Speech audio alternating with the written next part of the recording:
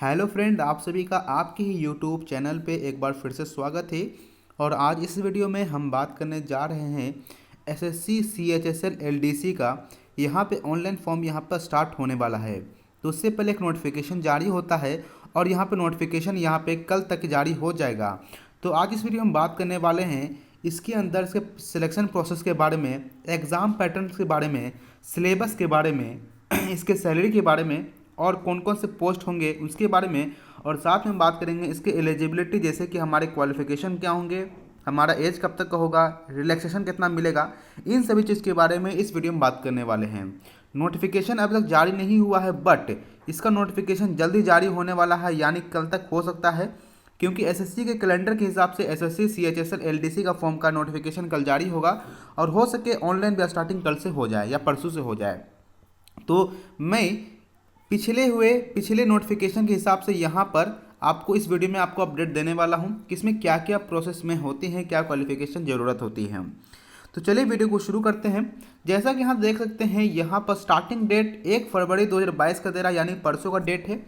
और last date आपका 7 मार्च 2022 पड़ेगा और पेमेंट करने का लास्ट डेट आपका 9 मार्च 2022 को रहेगा। एग्जामिनेशन के बारे में अब जानकारी नहीं है, क्यों कोरोना का भी केस चल रहा है, तो हो सके एग्जामिनेशन डेट अभी नहीं दिया जाए।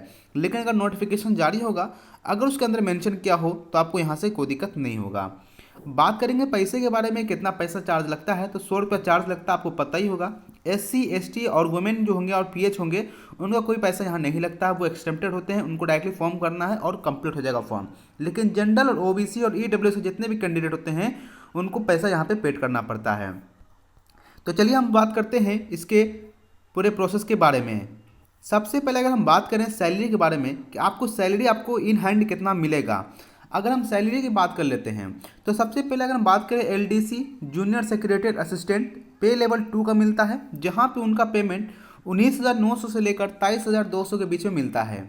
अगर हम बात करें आपका सैलरी कितना आपको बनेगा, एलडीसी का सैलरी जो है उनका कहें तो इसका पूरा मैक्सिमम अगर देखा जाए तो 31,659 बन सकता है, 31,659 बनेगा इसके हिसाब से, जिसमें आपका सभी रेंट डीए टीए जितना हो तो सब जोड़ के बताया गया है।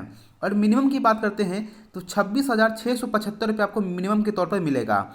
आप चाहें तो इसे सर्च भी कर सकते हैं कि एलडीसी को कितना पैसा मिलता है, तो यहाँ पर आपको पता चल जाएगा कि मैक्सिमम 31,659 रुपया और मिनिमम 26,675 रुपये मिलेगा। ये डिपेंड करेगा आपका कि किस सिटी में आपको ये आपका पेमेंट बन रहा है, कि किस सिटी में आप रहते हैं। उसी प्रकार से अगर बात करें डिडक्ट होगी, यानी कि आपको सैलरी में जितना पूरा कट कर कितना आपके हाथ में आएगा, तो 29,051 रुपये मैक्सिमम आ सकता है। और मिनिमम की बात करेंगे तो 24,067 रुपये आपके हैंड में कट की आपको पूरा पैसा मिलेगा। ये सिर्फ एलडीसी के बारे में मैंने बताया। अब हम बात करते हैं 3 पोस्ट और जो है हमारे पीए के, एसए के और डीईओ के सैलरी के बारे में। तो यहाँ पे देखिए दोनों का खाली लेवल 5 का यहाँ पे मिलता है डीईओ को, बाकी पीए और एसए का लेवल जो है 4 है। वहाँ पे पेमेंट की अगर बात करें कितना पेमेंट मिलेगा, तो यहाँ पे पेमेंट की अगर देखेंगे तो मैक्सिमम अमाउंट आपको 39,555 रुपये मिलेगा और मिनिमम आपकी बात करें तो 33,675 रुपये आपके अकाउंट पे आ सकते हैं। लेकिन अगर हम बात करते हैं आपका पेमेंट कटने के बाद कितना आपको मिलेगा, तो 36,291 रुपये आपके हैंड में आएगा। और मिनिमम की बात करें तो 30,411 रुपये आपके अकाउंट में मिनिमम आएगा ही आएगा। एसएससी सीएचएसएल डीईओ और पीए और एसए के अकाउंट के बारे में बात करते हैं। तो उसी प्रकार से अगर हम बात करें एलिजिबिलिटी की बात करें, तो यहाँ पे सबसे पहले मैं आपको नेशनलिटी के बारे में बताता हूँ। तो क्या होना चाहिए, आप एक इंडियन होना जरूरी है, चाहे आप नेपाली हो तो चलेगा, अगर भूटानी हो तब भी चलेगा, और तिब्बतन रिफ्यूजी हैं तब भी आप इसको अप्लाई कर सकते हैं। या पर अगर माइग्रेटेड हैं पाकिस्तान से, बर्मा से, श्रीलंका से अगर आए होंगे तब भी इसके लिए एलिजिबल हैं। तो सिंपल सा मतलब है कि आप एक इंडियन सिटीजन आपको होना जरूरी है। उसी प्रकार से अगर हम बात करें तो एज लिमिट के बारे में, मिनिमम एज कितना होना चाहिए, तो मिनिमम एज आपको 18 साल हो जाना चाहिए और मैक्सिमम 27 साल हो जाना चाहिए। मिनिमम 18, मैक्सिमम 27 साल। और ये एज यहाँ पे देख रहे हैं कि 1 जनवरी 2021 लिखा है, तो ये नोटिफिकेशन 2021 का है, तो उसके हिसाब से मैंने बताया। और अब यहाँ पर 1 जनवरी 2022 का यहाँ पर नोटिफिकेशन देखा जाएगा।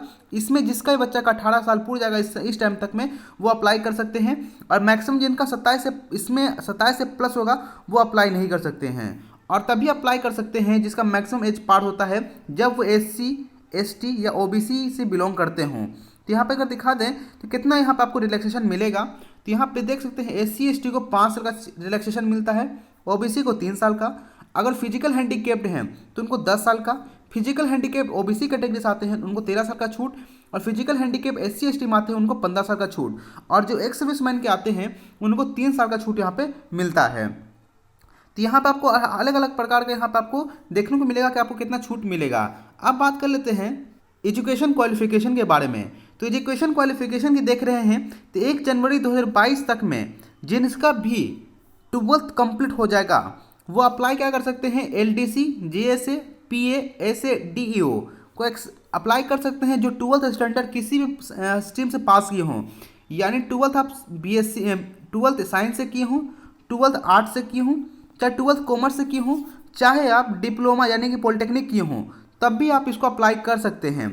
ठीक है, लेकिन अगर आप data entry operator grade A का फॉर्म भर रहे हैं और CAG का फॉर्म के लिए भर रहे हैं तो आपको 12th पास होना चाहिए। इसमें साइंस आपका स्ट्रीम होना चाहिए, जिसे मैथ आपका मेन सब्जेक्ट होना चाहिए। तो यहाँ बायो वाले अप्लाई नहीं कर सकते हैं, DEO ग्रेड A और कैग का जो फॉर्म होता है उसके अंदर नहीं अप्लाई कर सकते हैं। यहाँ पे क्वालिफिकेशन की बात कहा गया है, जहाँ पे 1 जनवरी 2022 तक में आपका 12th कंप्लीट हो जाना चाहिए। अगर आप बात करें सिलेक्शन प्रोसेस के बारे में, अब देखिए स्कीम ऑफ एग्जामिनेशन है, यहाँ पे सिलेक्शन ऑफ एग्जामिनेशन के बारे में पूछा है।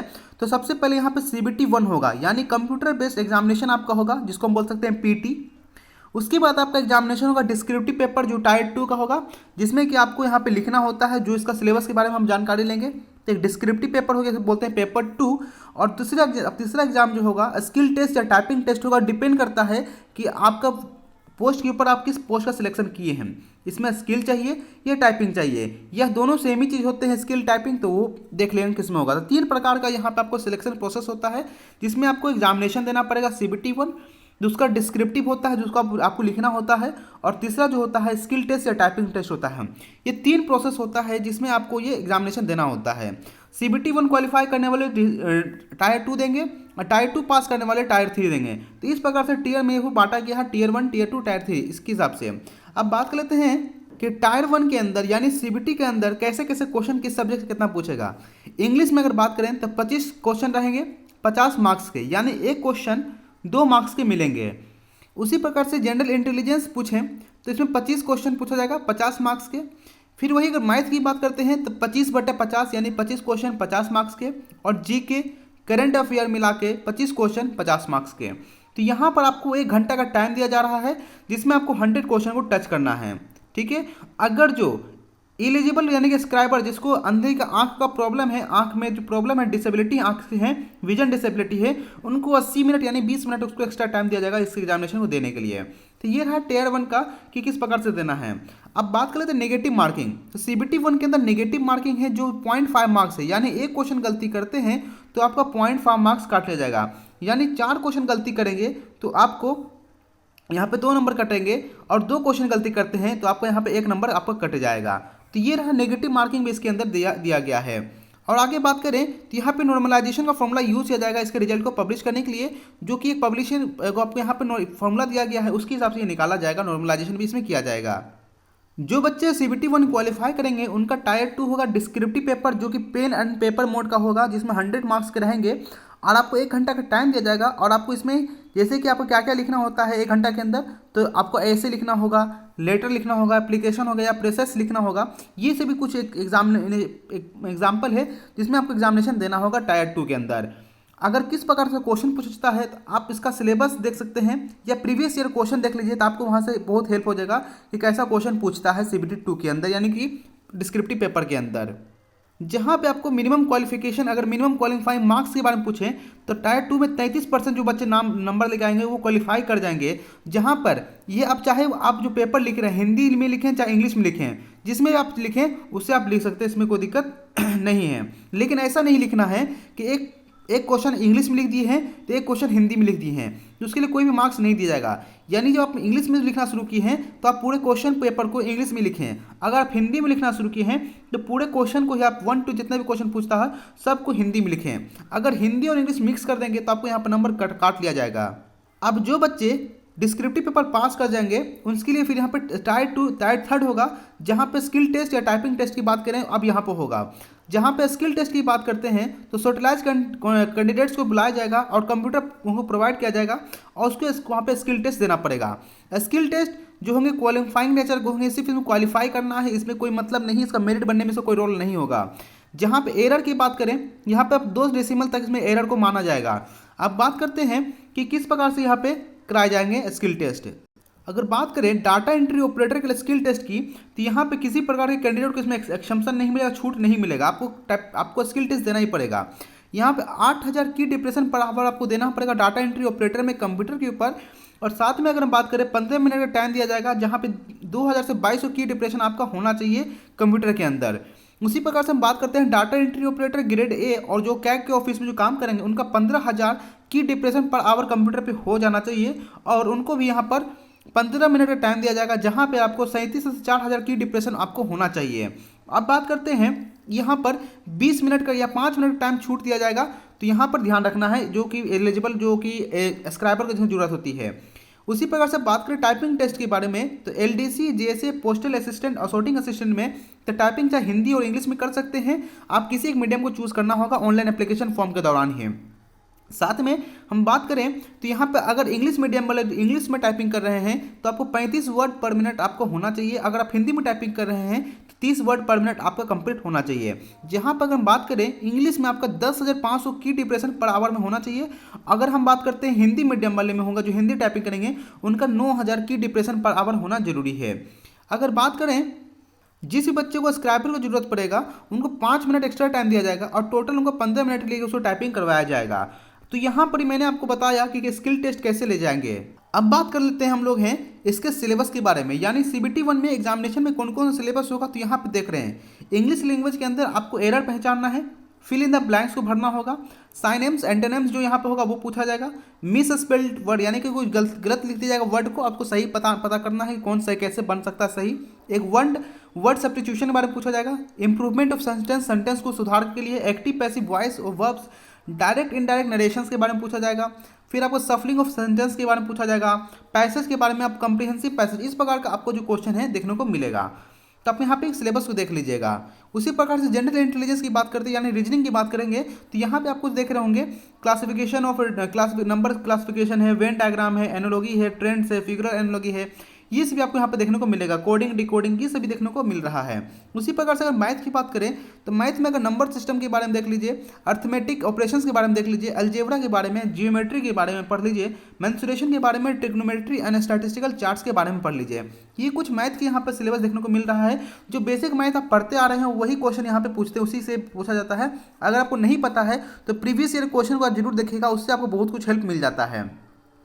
उसी प्रकार से हम बात करें जनरल अवेयरनेस यानी जीके और करंट अफेयर की, तो क्या क्या पूछा जाता है। तो हिस्ट्री से क्वेश्चन है, कल्चर से क्वेश्चन है, ज्योग्राफी से, इकोनॉमिक्स से, जो फिर आपका पॉलिटिकल साइंस से, और उसी प्रकार से हम बात करें करंट अफेयर से भी आपको क्वेश्चन यहाँ पे पूछने को मिल जाता है।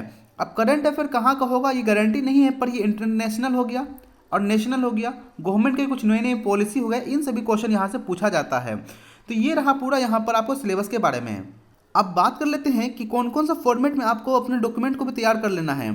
अगर आपको पता हो कि आप क्वालिफाई कर सकते हैं तो आपको कुछ कुछ डॉक्यूमेंट जो यहाँ पे बताया कि आपको वो बना लेना है। अब क्या क्या डॉक्यूमेंट, जैसे कि आपका कास्ट सर्टिफिकेट होता है SC के लिए, ST के लिए, OBC के लिए। उसी प्रकार से एक्स सर्विस मैन के जो भी यहाँ पे जो रिलैक्सेशन लेते हैं उनके लिए भी एक सर्टिफिकेट बनता है, वो भी आपको बनाना पड़ेगा, जो कि आपको PDF फॉर्मेट में एनेक्सर 5 के अंदर दिया रहता है। आपको यही सेम टू सेम प्रोफाइल में आइए प्रिंट करवा के इसको बनवा लेना है आपको यही डॉक्यूमेंट्स को। उसी प्रकार से अगर बात करें तो यहाँ पर एनेक्सर 6 में देखेंगे form of certificate for personal defence personnel जो होंगे उनके लिए डॉक्यूमेंट्स ये फॉर्मेट होगा, ये इसको निकलवा के उसको बना लेना है। जहाँ पे अपना कमांडिंग ऑफिसर यानी जो ऑफिसर होंगे आपके वहाँ पे उसका साइन होगा, उनका ऑफिशियल सील होगा, मोहर होगा, उसको बनवाना पड़ेगा। अपना नाम रैंक कहाँ काम करते हैं वो सब यहाँ पे लिखवाना पड़ेगा। अगर जो SC ST से आते हैं तो उनका अपना कास्ट सर्टिफिकेट इस फॉर्मेट में रहना चाहिए, एनेक्सर 8 के अंदर देखने को मिल रहा है। ये इंग्लिश का जो होगा आपको इसमें ही प्रिंट करवा के इसको बनवा लेना होगा। उसी प्रकार से अगर हम बात करते हैं OBC के लिए तो OBC का ये फॉर्मेट देख रहे हैं तो ये फॉर्मेट आपको प्रिंट करवा के इस पर बना लेना होगा।